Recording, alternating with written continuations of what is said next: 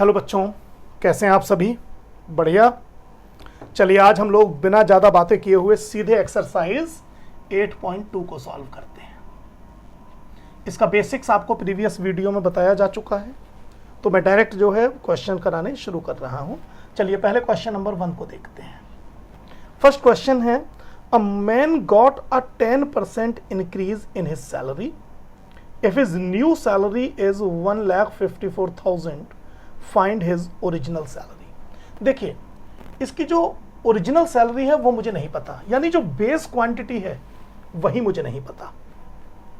मुझे ये तो पता है कि इंक्रीज होने के बाद फाइनल सैलरी क्या आई, लेकिन ओरिजिनल सैलरी क्या थी वो मुझे नहीं पता। और याद रखना, जो इंक्रीज या डिक्रीज निकाला जाता है वो तो बेस वैल्यू या ओरिजिनल सैलरी पर ही निकाला जाता है, और मुझे ओरिजिनल सैलरी ही फाइंड आउट करनी है। तो मैं मान लूंगा let original salary is x, और जो मुझे दिया गया है वो दिया गया है कि जो इंक्रीज है परसेंट में वो है 10%, और ये भी दिया गया है कि जो फाइनल या न्यू सैलरी है वो है 1,54,000 रुपीज। मुझे ये न्यू सैलरी, ओरिजिनल सैलरी मुझे निकालनी। ठीक, अब देखिए अकॉर्डिंग टू प्रॉब्लम, एक बात तो आप मानेंगे कि अगर मैं ओरिजिनल सैलरी में इंक्रीमेंट जोड़ देता हूं तो वो न्यू सैलरी आ जानी चाहिए। ये बात तो क्लियर है। ओएस मतलब ओरिजिनल सैलरी प्लस इंक्रीमेंट जो भी जुड़ा, ठीक है। अब ओरिजिनल सैलरी जो है वो तो है एक्स, इंक्रीमेंट है 10%, लेकिन 10% of what? Actually original salary. ये निकल करके आ रहा है 1,54,000। यही तो इक्वेशन बनेगी। अब देखिए इसको मैं फर्दर कैसे सॉल्व कर सकता हूं। ये तो एक्स है ही, 10% को मैं 10/100 लिख सकता हूं फ्रैक्शन में, ऑफ की जगह into x is equal to 1,54,000। Further solve करते हैं, ये तो एक्स ही रह जाएगा, प्लस ये हो जाएगा x/10। सॉल्व करके देखना कैसे, is equal to 154,000। Further solve करते हैं, 10x plus x 11x/10 is equal to 154,000। ठीक, इधर ले लेते हैं अब आगे। अब ये x मुझे निकालना है, तो 10 तो इधर जाके मल्टीप्लाई होगा, 11 इधर आकर डिवाइड होगा, तो जो x की मुझे वैल्यू मिलेगी वो 154,000 multiplied by 10 whereas divided by 11। चलिए पूरी लाइन ड्रॉ कर देते हैं, ठीक है। अब 11 से इसको डिवाइड कीजिए, देखते हैं x क्या आता है, क्योंकि वही हमारा ओरिजिनल सैलरी भी है। तो डिवाइड कीजिए पहले 11 1 जा 11, 4 बचेगा, 11 4 जा 44, और 3 और 1 40 लग जाएंगे आगे। कॉमा लगा लीजिए सूटेबल प्लेसेस पर।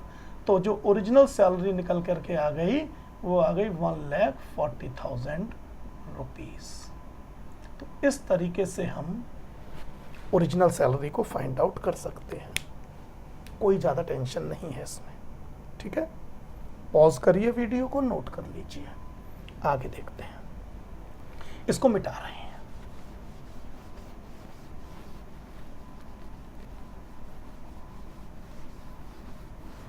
चलिए अगले वाले क्वेश्चन पे आते हैं। On Sunday 845 people went to zoo. On Monday only 169 people went. What is the percent decrease in the people visiting the zoo on Monday? ठीक है, बेस यहां पर संडे है। क्वेश्चन नंबर 2 देखिए, संडे को बेटे कितने लोग गए? संडे को जो टोटल नंबर ऑफ पीपल गए हैं, लैंग्वेज बना लीजिएगा, वो है 845 पीपल, ठीक है। जबकि मंडे को कितने गए हैं? मंडे को गए हैं, total number of people is 169। So what is decrease? कितने लोग कम हो गए? इसमें से मुझे इसे माइनस करना पड़ेगा, ठीक। तो जब डिक्रीज में करूंगा तो decrease in people, 15 - 9 is 6, correct. यहाँ से एक हमने बोरो किया है, 15 माइनस 9 is 6, अब यहाँ 3 रह जाएगा, इधर से एक बोरो कर लेंगे तो 13, 13 माइनस 6 is 7, और यहाँ 8 से भी बोरो कर लिया था तो 7 ही बचेगा, यहाँ 7 माइनस 1 is 6, 676। इतने लोग एकदम डिक्रीज हो गए। ठीक है, एक बार कंफर्म कर लेते हैं कि यही इन दोनों का सम अगर ये आता है तो हमारा डिफरेंस सही है। एक बार चेक कर लेना चाहिए, कई बार मिस्टेक हो जाती है। 9 + 6 is 15, कैरी 1, 7 + 7 14, कैरी 1, 6 + 1 7, ये हो गया। अब मुझे निकालना है परसेंट डिक्रीज, तो वो आएगा डिक्रीज अपॉन, अब अपॉन में मंडे या संडे, ये जो डिक्रीज हुआ है पीपल में, ये मंडे की पॉपुलेशन में हुआ है कि संडे की में हुआ है? ऑब्वियसली संडे की में हुआ है, तो यहां पर आ जाएगा पीपल वेंट इन संडे, ऐसे मान लें, और मल्टीप्लाइड बाय 100, तो मुझे परसेंट डिक्रीज मिलेगी। तो जो फाइनल डिक्रीज हुआ है वो तो 676 हुआ है, और ये 676 हुआ है आउट ऑफ 845 मल्टीप्लाइड बाय 100। अब इसको सॉल्व कर लीजिएगा, जो भी आ जाए वो परसेंट आपका आंसर हो जाएगा। ठीक, इसको कैलकुलेट करना और टैली करना, आपका आंसर सही आता है कि नहीं आता है। अगर सही आता है तो बहुत अच्छी बात है, ठीक आएगा अगर आप सही सही करेंगे तो।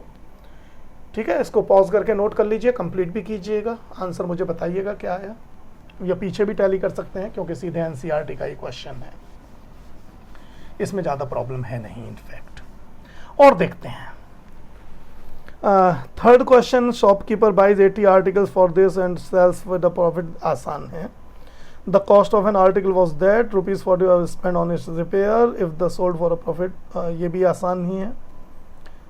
इसको देखते हैं फिफ्थ वाले को। ठीक है, फिफ्थ वाले पर आइए, चलिए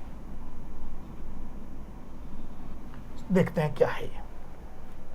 अब VCR, आप में से कुछ जानते होंगे शायद VCR क्या होता है, वीडियो कैसेट रिकॉर्डर। हाँ, पहले बहुत चला करते थे ये लोग, इसको हायर करके लाते थे, पूरी रात मूवी देखते थे इस पे। ठीक, चलिए, अब VCR and TV were bought for ₹8,000 each. The shopkeeper made a loss of 4% on the VCR and a profit of 8% on TV. Find the gain or loss percent on the whole transaction. ठीक है, चलिए देखिए, पहले VCR की बात करते हैं। For VCR, what is cost price? It is given as ₹8,000. ठीक है, अच्छा, इसने यहाँ पर ना शॉपकीपर ने किया क्या है, उसने लॉस लिया है 4%। तो जो लॉस है यहाँ पर वो है 4% ऑफ नेचुरली कॉस्ट प्राइस, या ये कह सकते हैं 4% ऑफ ₹8,000, या ऐसे भी कह सकते हैं 4/100 इंटू 8,000, और फाइनली ये निकल के कितना आ जाएगा, 2 0 कट कर दीजिए यहाँ से, 0 0 0 0, 8 4 जा 32, तो ये ₹320 आएगा। तो इसका मतलब उसने 8,000 में परचेज किया और ₹320 का लॉस लिया। So what will be the selling price?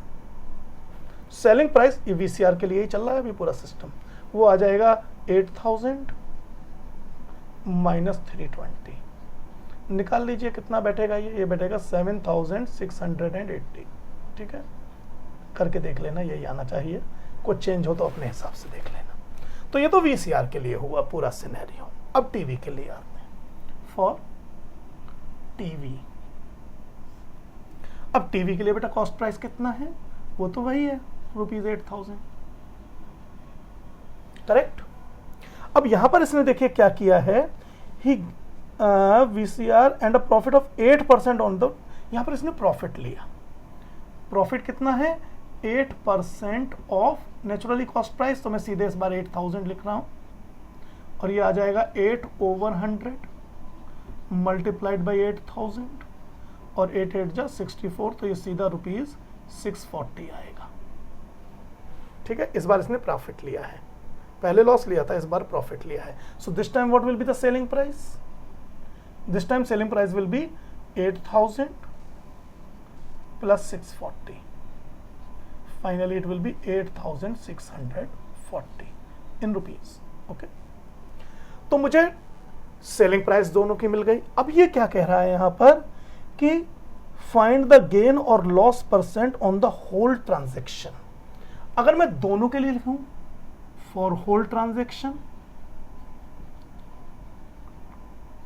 What is total cost price? It is 8,000 plus 8,000 यानी 16,000. भाई ओवरऑल तो वो दोनों चीजें 16,000 में ही लाया ना. And what is final selling price? Final selling price is 7,680 plus 8,640. और जब आप इसको करेंगे 0, 8 प्लस 4 12, कैरी 1, 7 6 13, कैरी 1, 9 प्लस 6 16,320. कुछ बच्चे सोच रहे होंगे सर आपने बिना वजह इतनी मेहनत की है. ये तो वैसे भी पता लग सकता था. एक पे 4% का लॉस है, एक पे 8% का प्रॉफिट है, तो नेट उसने 4% का प्रॉफिट ले लिया. आपका तरीका ठीक हो भी सकता था क्योंकि यहां दोनों की कॉस्ट प्राइस सेम है. इसलिए मेरे लिए इतनी लंबी लेंथी कैलकुलेशन करना जरूरी नहीं था. मैं सीधा मान सकता था कि यहाँ 4% का लॉस है, यहाँ 8% का प्रॉफिट है, तो ओवरऑल उसने 4% का प्रॉफिट लिया. तो जो टोटल 16,000 उसने खर्च किया उस पर 4% का मैं प्रॉफिट निकाल करके डायरेक्ट आंसर निकाल सकता था. बात समझ रहे हैं? मुझे ये कहने में बिल्कुल कोई हिचक नहीं है. ऐसे निकल सकता था ये, इसमें कोई प्रॉब्लम नहीं है. ठीक है, लेकिन चीजें इतनी आसान नहीं होती.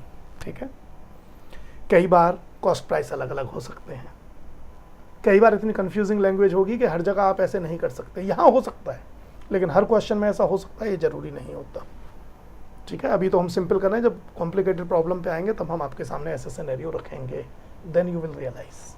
ओके, चलिए अभी तो अब बच्चों यहाँ ओवरऑल मुझे दिखाई दे रहा है कि selling price is greater than cost price. तो इसका मतलब देयर इज अ प्रॉफिट. अब मुझे निकालना है प्रॉफिट परसेंट. तो पहले तो मुझे प्रॉफिट निकालना पड़ेगा. तो प्रॉफिट है कितना? वो आएगा selling price minus cost price. Selling price है 16,320 और कॉस्ट प्राइस है 16,000. तो जो ओवरऑल प्रॉफिट है वो है केवल ₹320 का. और जो प्रॉफिट परसेंट निकल कर आएगा वो आएगा profit upon cost price into 100. जो फाइनल प्रॉफिट है वो है केवल 320, जबकि फाइनल कॉस्ट प्राइस है 16,000 मल्टीप्लाइड बाय 100. 1 2 3 1 2 3 16 2 तो जो उसको ओवरऑल प्रॉफिट हुआ वो केवल 2% का हुआ. ठीक, बात समझ में आ रही है? ओवरऑल जो प्रॉफिट है उससे वो केवल कितने परसेंट का रहा? 2% का. हमने किया क्या यहां पर? हमने टोटल कॉस्ट प्राइस निकाला, टोटल सेलिंग प्राइस निकाला, तब हमें फाइनल इसका रिजल्ट मिला. ओके, चलिए आगे बढ़ते हैं.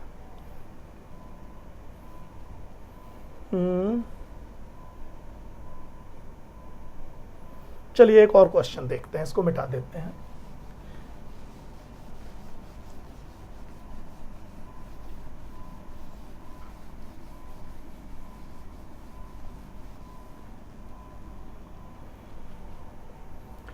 नेक्स्ट क्वेश्चन है, during a sale a shop offered a discount of 10% on the marked price of all the item. What would a customer have to pay for a pair of jeans marked at ₹1450 and 2 shirt marked at ₹850 each? आसान है, सबके cost price निकाल के और फिर discount निकालना है. 7th देखते हैं. A milkman sold 2 of his buffaloes for ₹20,000 each. Okay. On one he made a gain of 5% and on the other a loss of 10%. Find his overall gain or loss. ये अच्छा question है. इस question में जो 20,000 है ना दोनों buffalo के लिए, ठीक, वो बेटे सेलिंग प्राइस है। कॉस्ट प्राइस मुझे एक की भी नहीं पता है। मुझे बस ये पता है कि जब उसने एक को 20,000 में सेल किया तो उसको 10% का प्रॉफिट हुआ, जब उसने दूसरे को 10 है 5% का प्रॉफिट हुआ, और जब उसने दूसरे को सेल किया तो उसको 10% का लॉस हुआ। ठीक है, ओवरऑल उसको कितना प्रॉफिट या कितना लॉस हुआ ये मुझे नहीं। अच्छा यहाँ पे एक बात बताऊँ, अगर उसको एक में 5% का प्रॉफिट और दूसरे में 5% का लॉस हुआ होता तब भी ओवरऑल जो प्रॉफिट या लॉस आता ना वो 0% नहीं होता। ये मज़ेदार बात मैं आपको और बता देता हूँ। मान लीजिए वो दोनों बफेलो को 20,000 रुपीज़ में सेल करता और एक में उसको 5% का प्रॉफिट होता और एक में मान लीजिए उसको 5% का लॉस होता, तो ये बिल्कुल मत सोचना कि ओवरऑल प्रॉफिट और लॉस उसको 0 होता, ऐसा नहीं है। ठीक है, जैसे यहाँ पर ओवरऑल प्रॉफिट या लॉस उससे 5% नहीं होने जा रहा है, कुछ और ही रिजल्ट आएगा इसका। चलिए इसको देखते हैं। मान लीजिए दो बफेलो हैं, एक का नाम है बफेलो 1 B1, एक का नाम है मान लीजिए B2। पहले इनके कॉस्ट प्राइस निकाल लेते हैं। मान लेते हैं लेट इसकी जो कॉस्ट प्राइस थी वो x थी और मान लीजिए इसकी जो कॉस्ट प्राइस थी वो y थी। ठीक है, तो पहले x निकालने की कोशिश करते हैं फिर y निकालने की कोशिश करेंगे। पहले ये तो पता लगे उसने दोनों खरीदी कितने में है, पिछले क्वेश्चन की तरह, तभी तो मुझे पता लग पाएगा कि ओवरऑल प्रॉफिट तो तभी मिलेगा ना जब overall selling price minus overall cost price में करूंगा। तो मैं मान लेता हूं इसकी कॉस्ट प्राइस x है और उसको पहली बफेलो में तो भाई 5% का गेन हुआ है, यानी जब मैंने कॉस्ट प्राइस और गेन मतलब 5% ऑफ x, तब जाकर के ये सेलिंग प्राइस निकल कर आई होगी, यानी 20,000। बात समझ में आई? मैं समझाता हूं। उसने बफेलो x रुपीज में खरीदी, उसने उस पर 5% का प्रॉफिट भी लिया, तभी तो 20,000 में सेल किया। ठीक है ना भाई, 20,000 सेलिंग प्राइस है। इतने में जब उसने सेल किया तो उसे 5% का प्रॉफिट हुआ है। 5% का प्रॉफिट किस पर हुआ है? कॉस्ट प्राइस पर।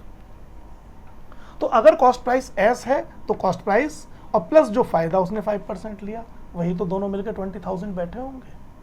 अब इसको फर्दर अगर हम सॉल्व करें तो ये तो x बन जाएगा, ये बन जाएगा 5/100 इंटू x, या ऐसे समझ लीजिए x और प्लस ये बन जाएगा x/20, 5 से 20 बार इज इक्वल टू 20,000।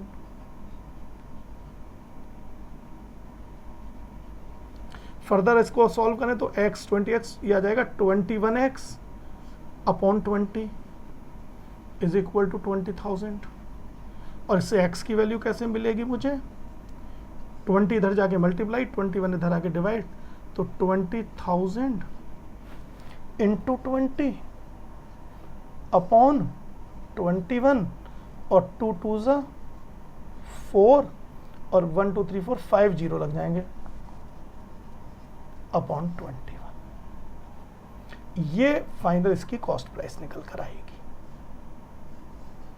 इतने में उसने इस बफेलो B1 को परचेज किया होगा। डेसिमल में आ सकती है ये। ठीक है, अब दूसरी के लिए क्या सिनेरियो है? दूसरे में उसने 10% का लॉस लिया है भाई। ठीक है, इसका मतलब इसकी कॉस्ट काफी ज्यादा रही होगी सेकंड वाली बफेलो की, क्योंकि कॉस्ट उसने लॉस लेने के बाद उसको 20,000 में सेल किया है, तो एक्चुअल प्राइस उसका 20,000 से कुछ ज्यादा रहा होगा, है ना। तो यहां पर अगर मैं मान लेता हूं कि कॉस्ट प्राइस मान लीजिए उसकी y है, तो कॉस्ट प्राइस ज्यादा रही होगी, सेलिंग प्राइस यहां कम रही होगी। तो उसने यहां पर सिनेरियो क्या बना होगा? उसने जो कॉस्ट प्राइस है उसमें 5% कम करके बेचा है, तब जाकर के ये 20,000 रुपीज में सेल उसने किया है। जो कॉस्ट प्राइस है उसमें 5% और कम किया है, माइनस किया है 5% उस कॉस्ट प्राइस का। 10% है शायद लॉस, सॉरी 10% उसने लॉस किया है, तब जाकर के उसने उसको 20,000 में सेल आउट किया है। और ऐसे समझ लें कि y minus 10/100 into y is equal to 20,000। और ऐसे समझ लीजिए y ये 1y/10 रह जाएगा इज इक्वल टू 20,000। और ऐसे समझ लीजिए कि 10y 9y/10 is equal to 20,000। ऐसे समझ लीजिए y is equal to 20,000 into 10 upon 9, या ऐसे समझ लीजिए y is equal to 2 lakh upon 9। ठीक, तो ये मुझे दोनों की प्राइस मिली। अब इनको आप डेसिमल में सॉल्व करके देख सकते हैं क्या वैल्यूज निकल करके आती हैं। ठीक, इसको भी करके देख सकते हैं, इसको भी करके देख सकते हैं। करेक्ट, मेरी बात समझ में आ रही है। अब what will be total cost price? Total cost price कितनी निकल कर आएगी? वो आएगी 4 लाख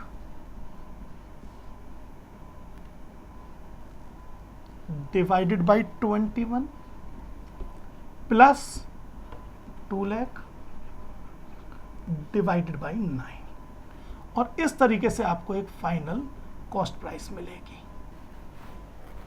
ये करना आपका काम है। और जो टोटल सेलिंग प्राइस है ये तो 20,000 प्लस 20,000 40,000 मिलेगी। बात समझ में आई? जब आपको ये पता लग जाएगा कि what is total cost price, what is total selling price, ठीक है, इसको सॉल्व करके देखना पड़ेगा आपको। डेसिमल में आएंगे कुछ अजीब सी डिजिट्स, ठीक है, इन्हें भी सम करना पड़ेगा। अब आप आइडेंटिफाई करेंगे कि सेलिंग प्राइस ज्यादा है कि कॉस्ट प्राइस ज्यादा है ओवरऑल, और उस हिसाब से आप डिसाइड करेंगे कि whether it is a profit scenario और it is a loss scenario. ठीक, हालांकि इसने 10% क्योंकि लॉस लिया है तो ओवरऑल यहां पर लॉस ही होगा, ये मैं आपको बता दूं। ठीक है, तो ओवरऑल यहाँ लॉस ही आएगा, यानी यहाँ पर जब आप देखेंगे तो कॉस्ट प्राइस ज़्यादा आएगा, सेलिंग प्राइस कम आएगा। तो फिर जो लॉस आपको निकालना होगा, तो पहले आप लॉस निकालिएगा। लॉस कैसे मिलेगा? जो टोटल कॉस्ट प्राइस है उसमें से टोटल सेलिंग प्राइस माइनस करना, यानी जो यहां आए उसमें से इसको माइनस करना। और फिर लॉस परसेंट कैसे निकलेगा? लॉस परसेंट निकलेगा जो भी ये लॉस निकल करके आए यहां पर, उसको डिवाइड करना टोटल कॉस्ट प्राइस से और मल्टीप्लाई कर देना 100 से। कैलकुलेशन है बेसिकली, कोई ऐसा ज्यादा वो दिक्कत वाली चीजें नहीं है।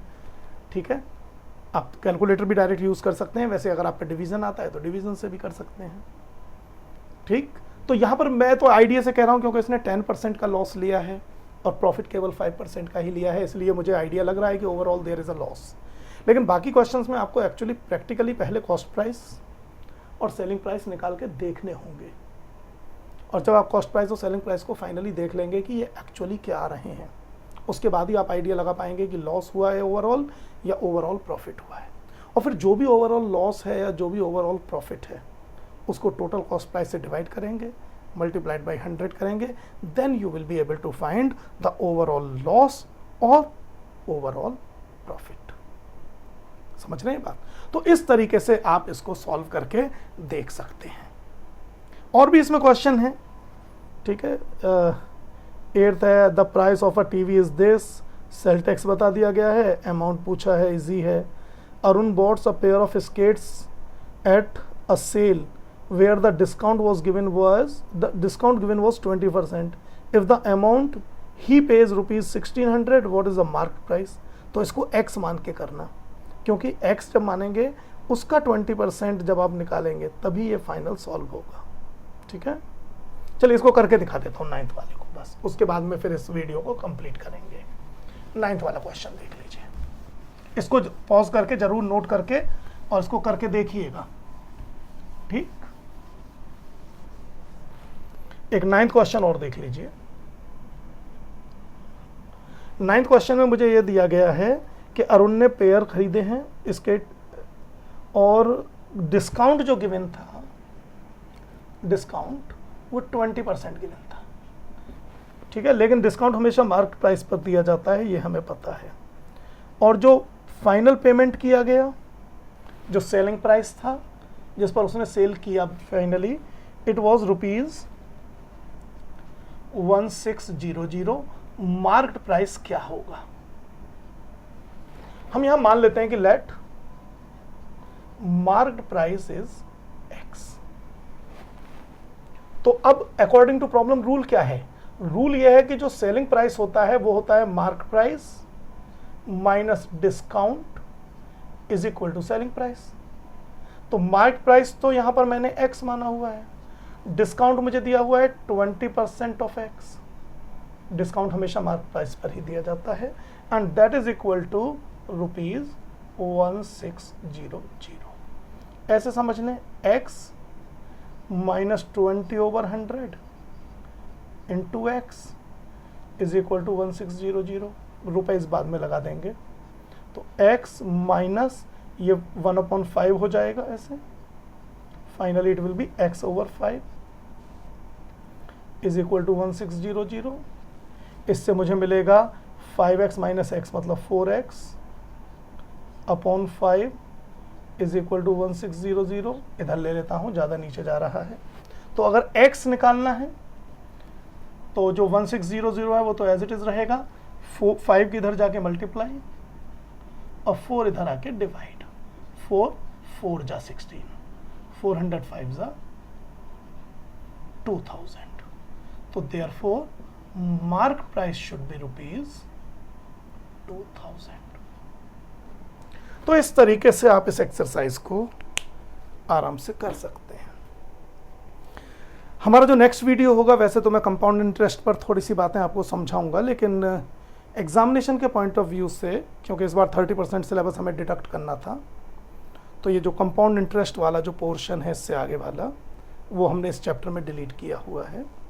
ठीक, तो वो एग्जामिनेशन पॉइंट ऑफ व्यू से नहीं है, लेकिन एक बेसिक आइडिया देने के लिए मैं एक वीडियो जो नेक्स्ट बनाऊंगा वो कंपाउंड इंटरेस्ट पर जरूर बनाऊंगा बच्चों।